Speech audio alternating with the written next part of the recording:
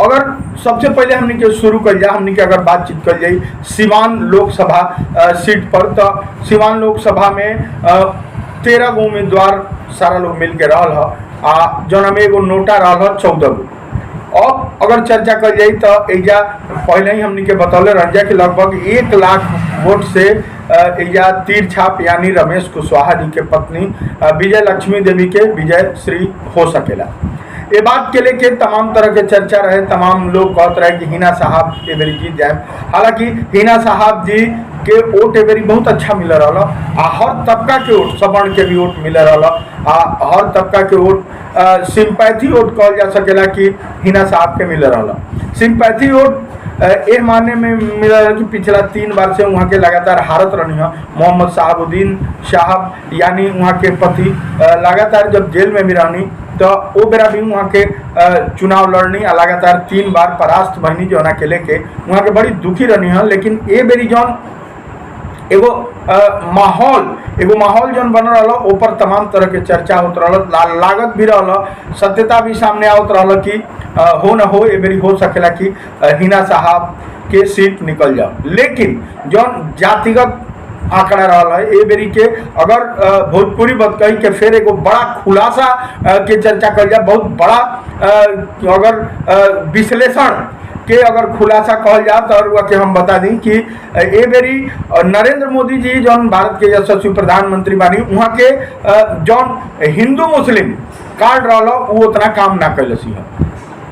ए बेरी जौन मामला सामने आ रहा, जौन बात जौन खुल के सामने आ रहा कि जौन पिछला आज से 15 साल पहले जौन नीतीश कुमार जी कहे नहीं जंगल राज यानी लालू यादव के जौन समय रहे, जौन जातिगत समाज के जौन जाति रूप में बंटवारा कर दिया गया बा, तोड़ दिया गया बा, वो जातिगत समीकरण के कमाल दिखाई दे रहा।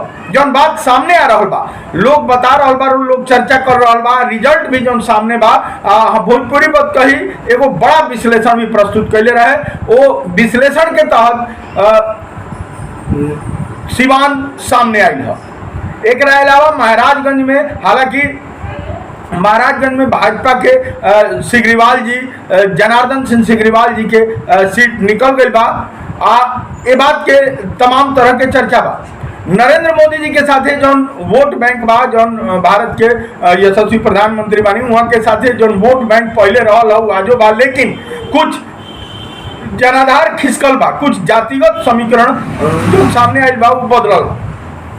जातिगत समीकरण ए माने में कि पहले जो हिंदू मुस्लिम के लेके नरेंद्र मोदी जी लगातार नारा लगावत रहिया, लोग एकदम भावना में बह के लगातार वोटिंग करत रहा, उ ए बेरी नहीं खे भाई। ए बेरी जब सामने बात आइल बा कि ए बेरी जाति के आधार पर अगर कुशवाहा बानी, कुर्मी बानी तो वहाँ के अपना प्रत्याशी के मत दिले बानी, अगर वोटर कहीं न कहीं सवर्ण बा तो उ दिले बा। मतलब समाज के जौन गांव गिराव के जौन तोड़ दिया गया बा, लगातार जाति जाति में तोड़ के विभक्त जौन कर दिया गया बा, ओकर लाभ ए बेरी मिलल बा। हमने के अगर चर्चा कर जाए सिवान सीट पर, तो सिवान सीट पर 92,600 वोट से एनडीए यानी कि अभी जदयू के या उम्मीदवार बनी पूर्व जौन एजा जीरादेई के विधायक रनिया रमेश कुशवाहा, वहाँ के पत्नी रमेश कुशवाहा जी के पत्नी विजय लक्ष्मी जी विजय श्री घोषित कर दिया गई बनी। वहाँ के 2 लाख माने 3.25 लाख के आसपास वोट मिलल बा। वही जा 1,73,000 वोट पाके हिना साहब जी 2 नंबर पर बानी।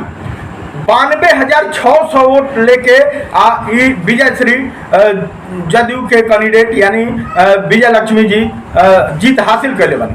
जौन बात चर्चा में बा, हालांकि सवर्ण वोट लगातार हिना साहब जी के साथे रहला, लेकिन 100% सवर्ण वोट वहाँ के साथे रहला। ए पर जौन दावा रहला सारा लोग के उ फेल बा। कुछ लोग नरेंद्र मोदी जी के अपन नेता मानेला, मानता, वो बात के लेके लगभग 50% वोट ओने भइल बा। अब अगर जातिगत समीकरण की बात कही जाए तो सिवान में भाकपा माले के जन्मदाता रमेश कुशवाहा जी रहनी है। बात के पहले भी हम चर्चा करनी। भोजपुरी पर कई एकमात्र खुलासा लगातार करत रहल हुआ के कि मैरवा के सेमरा निवासी रमेश कुशवाहा जी के पिताजी जहानाबाद रहत रहनी है। जहानाबाद से ही IPF ओबेरा के तत्कालीन भाकपा माले जो नहीं बेरा बा ओबेरा IPF रहे, इंडियन पीपुल्स फ्रंट के नाम से ओबेरा पार्टी चलत रहे। उ लेके है नहीं सीताराम भगत वहाँ के नाम रही के पिताजी के जौन खुलासा भी कैले रहनी रमेश कुशवाहा जी से बतकही जौन भोजपुरी कल गई हमें रमेश कुशवाहा जी ये बात के स्वीकार भी करनी कि हमारे पिताजी वहाँ के बाबा ये सारा लोग राजनीतिक आदमी रहे। तमाम चीज के जौन भोजपुरी बतकही खुलासा कर रहे उनमें वहाँ के स्वीकारोक्ति सामने नजर आई। जौन बात सामने आई है कि कुशवाहा वोट कुर्मी वोट जौन देख के नीतीश कुमार जी अपना स्वजाति के रमेश कुशवाहा जी के टिकट दिले रहनी हो। रमेश कुशवाहा जी वो टिकट के पाके जीत हासिल करनी है। लगभग 92,600 वोट से जीतल एगो बड़ा कामयाबी सामने आई है। जौन बात सामने आ रहा बा कि जौन भोजपुरी बतकही खुलासा भी कैलस कि और बिहारी चौधरी जी से प्रश्न भी पूछा गई रहे कि कौना वोट पर रौरा महागठबंधन RJD के जौन चुनाव मैदान में रुआ आयल बनी तो कौना वोट पर रुआ जीतता नहीं। ये बात के भी वहाँ के कहनी कि महागठबंधन के बड़ा बड़ा नेता लोग जानो कि कहाँ से वोट आई कौनी वहाँ के जवाब रहे। हालांकि और बिहारी चौधरी जी ये बात कहनी कि वहाँ के थोप देनी कि जौन महागठबंधन के नेता लोग भाकपा माले के दीपांकर भट्टाचार्य समेत तमाम लोग वोट दिलवाई। लेकिन सिवान में जौन जमीनी हकीकत बात जौन जमीनी पर हमनी के चर्चा कर जाए जो वोट जौन सामने आ रहा बा उमें रौरा के बता दी कि एजा कुर्मी बहुल एरिया बा। सबसे ज़्यादा अगर टाउन आसपास के क्षेत्र देखल जा बड़हरिया देखल जा तो मुस्लिम वोट बा। मुस्लिम वोट 100% हिना साहब जी के गई बा। महागठबंधन बुरी तरह से बिखर गई बा जौना के परिणाम सामने आई कि अवध बिहारी चौधरी जी RJD के महागठबंधन के प्रत्याशी रहनी है। यहाँ के लगातार 3 नंबर पायदान से ऊपर कबू गई ना करी है। पहले शुरुआती दौर अगर मतगणना के हमने चर्चा कर जाए तो शुरुआती दौर में मतगणना में हिना साहब जी 1 नंबर पर रहनी है निर्दलीय उम्मीदवार होके। लगातार वहाँ के जब सबसे पहले रघुनाथपुर मतगणना भैल वहू जा आगे रहनी है। ओकरा बाद सिवान सदर में वहाँ के आगे रहनी है, बड़हरिया में आगे रहनी है, दरौली में भी वहाँ के मिला जुला चलनी है। लेकिन जब जीरादेई आनी है और अन्य ब्लॉक जब होखे लागल तो वहाँ के पिछड़ गनी है। जदयू नरेंद्र मोदी जी के देख के लोग जन वोट कैले बा सामने आयल मामला जौन सामने आयल कि जदयू उम्मीदवार विजय लक्ष्मी जी के विजयश्री हासिल हो गई। यानी महागठबंधन कहीं न कहीं टूट के बिखर गई। एक बात तो एकदम पक्का कहल जा सकेला कि अगर कोनो भी तरह एन केन प्रकार अगर हिना साहब के RJD यानी महागठबंधन अपन टिकट देले रही तो इस सीट 100% निकल जाए। हालांकि और बिहारी चौधरी के 1 लाख से कमे वोट मिलल बा, लगभग 80 से 90 हजार के बीच में वोट मिलल बा। लेकिन कहीं ना कहीं जो निर्दलीय रूप में निर्दलीय उम्मीदवार होके हिना साहब इतना टक्कर देले बनी कहीं ना कहीं सरप्लस हुई हो सकेला कि नरेंद्र मोदी जी और नीतीश कुमार जी के जो गठबंधन बा वो कहीं ना कहीं ध्वस्त हो। खैर जबरदस्त टक्कर रहा जो मतगणना स्थल पर देखे के मिलल कि जौन एगो टक्कर मतगणना में जौन चुनाव में होके के जाए भइल देखे के मिलल तो बहुत बड़ा विश्लेषण। हाँ अगर नरेंद्र मोदी जी या केंद्र के हमनी के चर्चा कल जा तो केंद्र वाला मामला में लोग कह रहा बा कि 400 पार के जो नारा रहा ए बेरी ध्वस्त हो गई। हालांकि रउआ के बता दी कि अभी सरकार बनावे खातिर टोटल 543 गो MP पूरा भारत में सारा टोटल सीट बा इतना 543 गो MP लोग बा। एमे बहुमत सिद्ध करे खातिर 272 गो MP चाहिए कि प्रधानमंत्री बनावल जा सके। तो नरेंद्र मोदी जी के 400 पार तो नहीं भाई, यानी 400 से ज्यादा सीट तो नहीं मिलल। यूपी में कुछ सीट कम हो गई बा, बिहारों में कुछ सीट कम हो गई बा, लेकिन 285 गो एमपी नरेंद्र मोदी जी के लगे बा, यानी कि जौन भाजपा गठबंधन बा ओकरा लगे 285 गो वोट बा। एगो बात पर अगर हमने के चर्चा कर जाए तो 272 वोट चाहिए, यानी कि बहुमत से 13 गो एमपी ज्यादा नरेंद्र मोदी जी के लगे बा, यानी कि क्लियर हो गई कि भारत के प्रधानमंत्री नरेंद्र मोदी जी ही रहे। अब जौन बात सामने आ रहा बा कि विपक्ष मजबूत रहे के चाहिए, लोकतंत्र में विपक्ष मजबूत रहेला तब विकास होला। ये बात के लेके बड़ा एबेरी गहमा गहमी की स्थिति रही। तो चलिए बना रही भोजपुरी बात कई पर फिर के बता दी कि सिवान के लोकसभा सीट निकल गई बा, जदयू के खाता में या के सीट चल गई बा, जब महाराजगंज भाजपा के खाता में, जबकि छपरा सिग्रीवाल जी जीत गई बनी, सॉरी महाराजगंज सिग्रीवाल जी जीत गई बनी। राजीव प्रताप रूढ़ी जी छपरा में भाजपा के सीट पर काबिज हो गई बनी, जहां रोहिणी आचार्य लालू जी के बेटी रही हार गई बड़ी। मीसा भारती पटना से रामकृपाल यादव जी के हरा के मीसा भारती सांसद हो गई बनी, जबकि वहां के राज्यसभा से सांसद रहनी है, 3 साल अभी बचा रहा, ओकरा बावजूद भी वहां के जबरदस्ती चुनाव लड़कनी। एगो बात चर्चा सामने के बता दी सामने आ रहा बा कि मीसा भारती वो परिवार में, लालू यादव के परिवार में जो चर्चा हो रहा बा कि एगो सुलझल व्यक्तित्व के नाम है मीसा भारती, जेकर व्यक्तित्व सामने आयल है, यानी जो जनाधार सामने आयल है, लोग कह रहा बा कि मीसा भारती एमपी बने लायक बाड़ी। अगर हमनी के चर्चा कर जा गोपालगंज के, सटल गोपालगंज के, तो एजा सुमन जी चुनाव जीत गई बनी। तो बना रही भोजपुरी बात कही, शेयर करी, सब्सक्राइब करी। अगर अब तक अपना भाषा के चैनल के लोग तक नहीं पहुंचौले तो शेयर करी, ज्यादा से ज्यादा अपना माई भाषा के इज्जत सम्मान दी, प्यार दी। जो हमरा के यानी प्रवीण मिश्रा बुलबुल के T series web music company बड़ा बड़ा कैसेट कंपनी से सुने नहीं, प्यार देनी वही आए भोजपुरी बात कही, यानी ये चैनल के सब्सक्राइब जरूर करें। Love you all of you. फिर और इसने कुछ विशेष विश्लेषण लेके आए, तब तक बना रही, शेयर करी, सब्सक्राइब करी।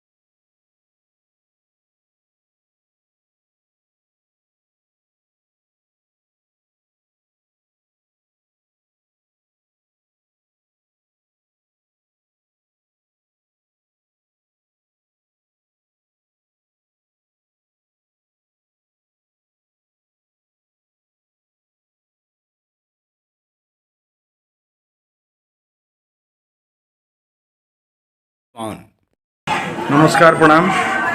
हम हैं भाई दोस्त प्रवीण मिश्रा बुलबुल।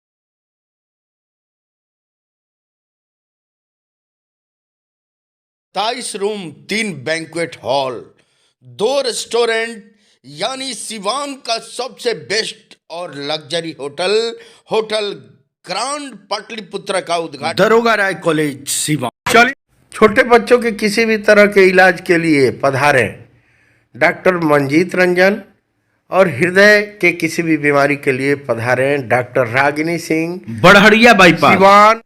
धन्यवाद। चलिए नमस्कार प्रणाम, हम हैं और भाई और दोस्त प्रवीण मिश्रा बुलबुल। दयानंद आयुर्वेदिक कॉलेज की तरफ से सारा सिवान के जनता के रामनवमी के ढेर सारा शुभकामना। विज्ञानानंद केंद्रीय विद्यालय चनौर रजिस्ट्रेशन नामांकन प्रारंभ हो चुका है। जल्दी संपर्क करें। अत्याधुनिक Shri Ram internet, 27 room, 3 banquet hall, 2 restaurant, यानी सिवान का सबसे बेस्ट और लग्जरी होटल ग्रांड पाटलिपुत्र का उद्घाटन दरोगा राय कॉलेज सिवान।